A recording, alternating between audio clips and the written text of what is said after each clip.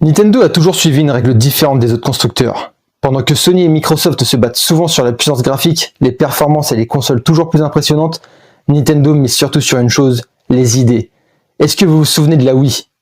Ce n'était clairement pas la console la plus puissante de son époque, mais elle a complètement changé la façon de jouer. Grâce au mouvement, aux parties en famille, aux jeux accessibles à tout le monde, Nintendo a réussi à toucher un public bien plus large que les joueurs habituels.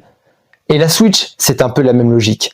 Elle n'avait pas la puissance d'une PS5 ou d'une Xbox, mais son concept hybride a tout changé. Pouvoir jouer sur sa télé, puis continuer sa partie en mode portable, dans le train, dans son lit ou en voyage, c'était simple mais extrêmement efficace. Et derrière tout ça, Nintendo a une autre force énorme, ses licences.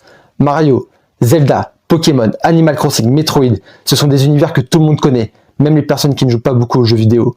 C'est ça la vraie puissance de Nintendo. Ils ne vendent pas seulement une console, ils vendent une expérience, un univers et souvent une forme de nostalgie. Mais aujourd'hui, la question se pose. Est-ce que Nintendo peut continuer à gagner avec cette stratégie différente ?